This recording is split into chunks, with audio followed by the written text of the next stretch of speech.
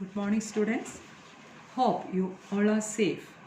We had already discussed some of the topic from the lesson Sexual Reproduction in Flowering Plants. Just to refresh your memory, I would like to revise the portion. Please listen carefully. In case of flowering plants, flowers are the reproductive structures. A typical flower consists of 4 different parts: calyx, corolla, androecium, and gynoecium. Calyx, corolla, androecium, and gynoecium. Calyx and corolla are called the non-essential part of a flower. The reason is that these parts are not involved in the process of reproduction.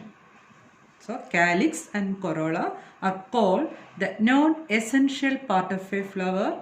The reason is that these two parts are not involved in the process of reproduction. Next two parts, androecium, that is the male reproductive part of a flower, consists of stamens.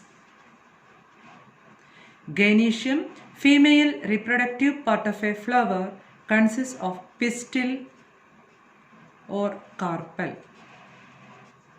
Androecium, male reproductive part, consists of stamens. Gynoecium, female reproductive part, consists of pistil or carpel. These two are the essential part of a flower. First, about androecium. I told it consists of stamens. A typical stamen consists of a long, slender filament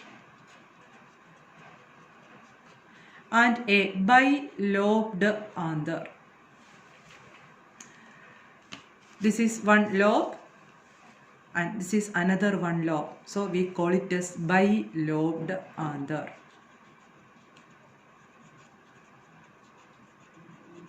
This portion.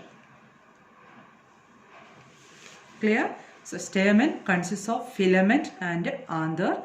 Two other anthers, they are bilobed, and each lobe consists of a special structure that is called Microsporangium.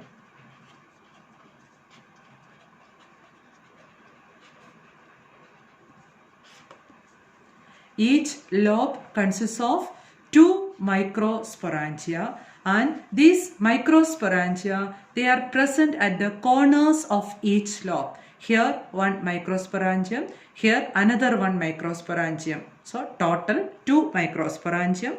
And in the second lobe, here one microsporangium, here another one microsporangium. So total 4 microsporangium, 2 microsporangium present in one lobe. And these 2 microsporangium present in one lobe fuse together to form pollen sac.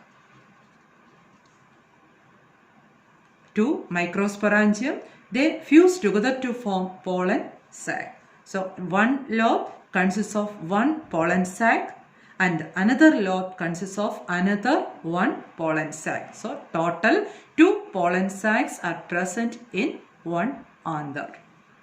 This is the structure of a stamen. Stamen consists of long, slender filament, bilobed anther. Each lobe consists of 2 microsporangia, and total spore microsporangia are present. The 2 microsporangia present in one lobe fuse together to form one pollen sac, and the other microsporangia present in another lobe fuse together to form another one pollen sac. So total 2 pollen sac present in one anther. Is it okay for you? Next, about the structure of the microsporangium. Microsporangium, so total 4 microsporangia. Next, structure of the Microsporangia. Microsporangia consists of many layers. The outermost layer, that is single layered, and the single outermost layer is called epidermis. What is the function of epidermis? We already studied the epidermis in different parts of the plant. They are protective in function. Here also, the epidermis possesses the same function, that is protection. So, outermost layer, epidermis, that is single layered and protective in function. Next to the epidermis, another 2 or 3 layers are present. These layers are called the endothecium. Next to the endothecium, another 2 or 3 layer of cells are present, and these layer of cells are nucleated. That is the importance of these layers, and these layers are called middle layers,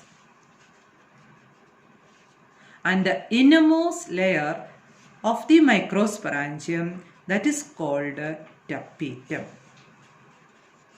So total 4 layers. Outermost layer epidermis, protective in function. Next to the epidermis, endothecium. Next to the endothecium, middle layers, they are nucleated, and innermost layer, that is tapetum. The tapetum, that is the very important part of the microsporangium. It gives nourishment for the pollen grains. It nourishes the pollen grains or helps in the development of the pollen grains. That is the function of tapetum. This is a very important question for your board exam. Okay, study to draw this diagram. Very important. Next, when the anther is young, it consists of homogeneous cells, and these homogeneous cells are called sporogenous tissue. So, what is a sporogenous tissue? When the anther is young, the microsporangium consists of homogeneous cells, and these homogeneous cells are together called sporogenous tissue. Each cell of the sporogenous tissue acts as a potential pollen mother cell. Potential pollen mother cell. This potential pollen mother cell helps in the formation of microspores or pollen grains.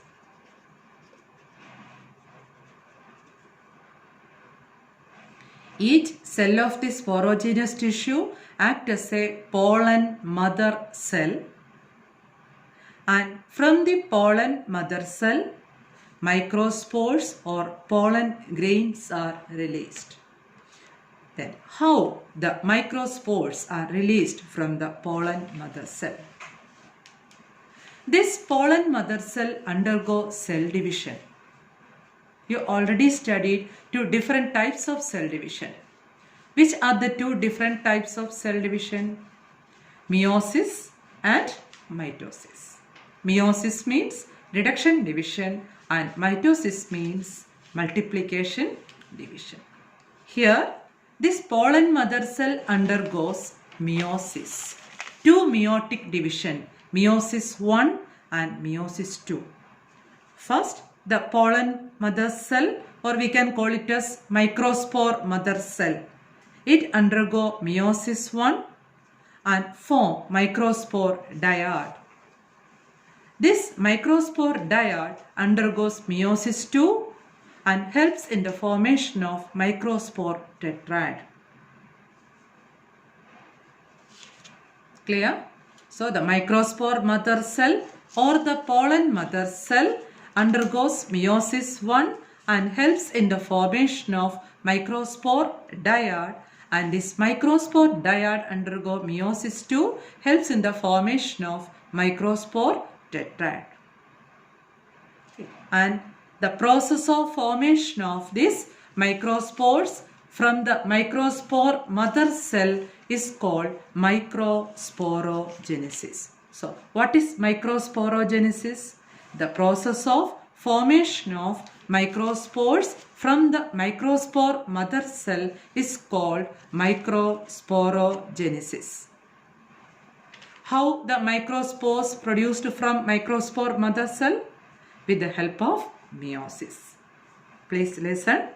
When the anther is young, the microsporangium consists of homogeneous cells, and these homogeneous cells, they together form sporogenous tissue. Each cell of this sporogenous tissue is a potential pollen mother cell, or we call it as microspore mother cell. And from the microspore mother cell, microspores are formed.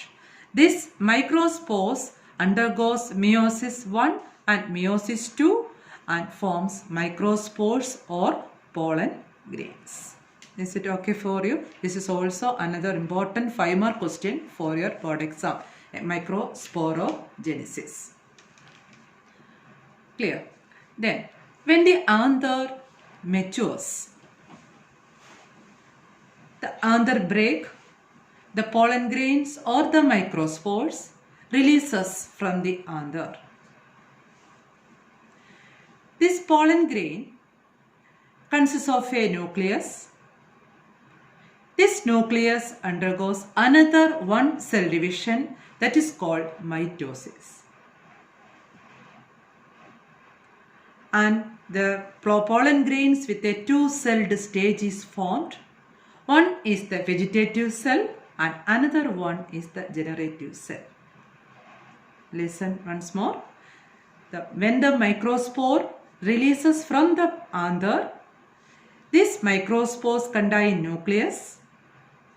This microspore undergo another one cell division that is called mitosis. As a result of mitosis, the pollen grains form a two-celled condition. One is the large vegetative cell and another one is the generative cell. Next, about the structure of a typical pollen grain. It consists of an outermost layer. That outermost layer that is called the XII. And this layer that is not a continuous layer, small gaps. Can you see this gap? So outermost layer XII. This is not a continuous layer, small gap or pores are present. This is called the germ pore. Innermost layer that is indine.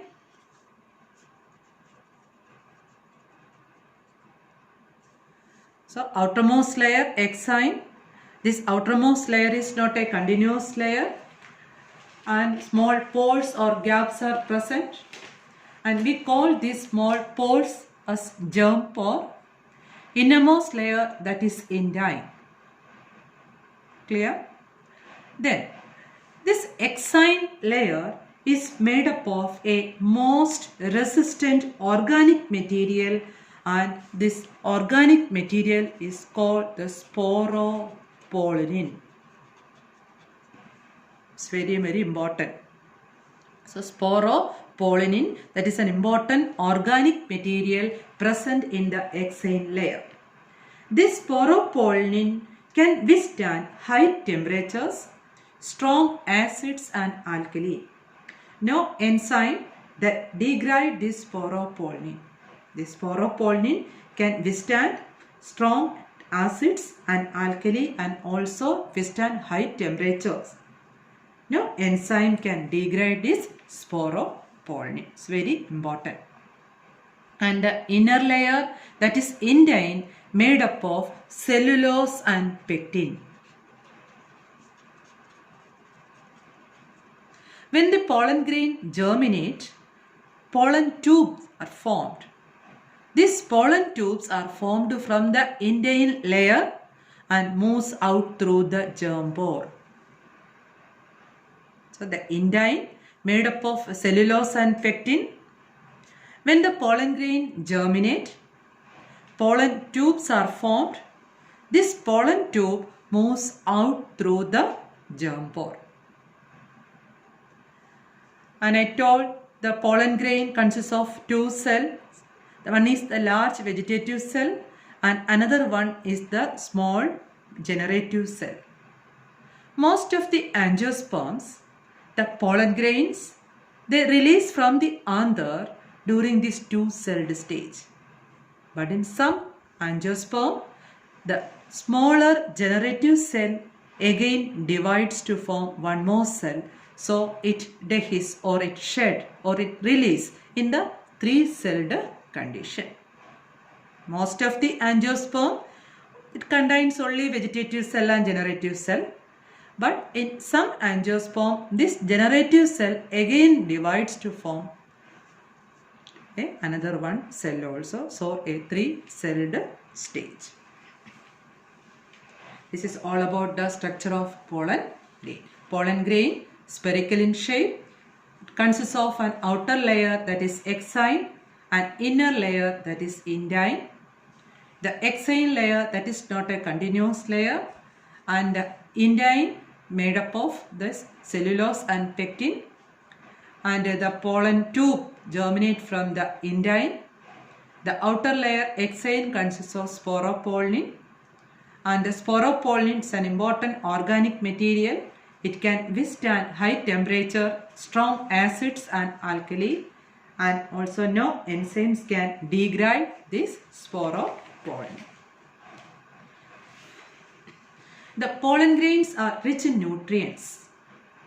These pollen grains are used for making pollen tablets and pollen syrup. And we can use this pollen tablet and pollen syrup as food supplements. It helps to increase the performance of athletes and horse racers. But the pollen grains of some angiosperms cause allergy and bronchial infections. They are very harmful to human beings. They cause different types of allergies and bronchial infections, and also cause chronic respiratory problems like asthma, bronchitis, etc. Clear? Next, about the viability of the pollen grain. Viability means the capacity of the pollen grain. Once the pollen grains are shed or released from the anther, the pollen grains have to land on the stigma for fertilization. Once the pollen grains shed from the anther, they have to reach the stigma for fertilization before they lose their viability. That's very important. And the viable period of the pollen grains, they differ from one plant to other plant. And we can store these pollen grains for our future use in pollen bank by a process called cryopreservation. Cryopreservation means storing of these pollen grains in pollen banks. That is cryopreservation. So, how we can store these pollen grains in pollen banks?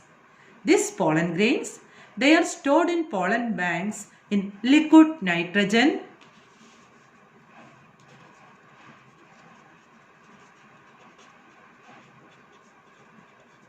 at minus 196 degrees Celsius. Liquid nitrogen at minus 196 degrees Celsius. So, the pollen grains are stored in pollen banks in liquid nitrogen at minus 196 degrees Celsius, and we call that process as cryopreservation. Please write that term there in your textbook. Cryopreservation is also very important 1 mark question. Cryopreservation. It's the process of storing of pollen grains in liquid nitrogen minus 196 degrees Celsius. Please write some previous year question from this portion. First one, draw a sectional view of a pollen grain and label the following parts. Draw a sectional view of a pollen grain and label the following parts. Intine, XII, germ pore, generative cell. Intine, XII, germ pore, generative cell. It's a 2-mark question. Second question, mention the protective substance present in the pollen envelope to tide over adverse conditions. It's a 1-mark question. Last question, explain the structure of Microsporangium with a neat label diagram. It's an important 3-mark question. So total 3 questions. Hope you all are able to follow my class. Thank you. Have a nice day.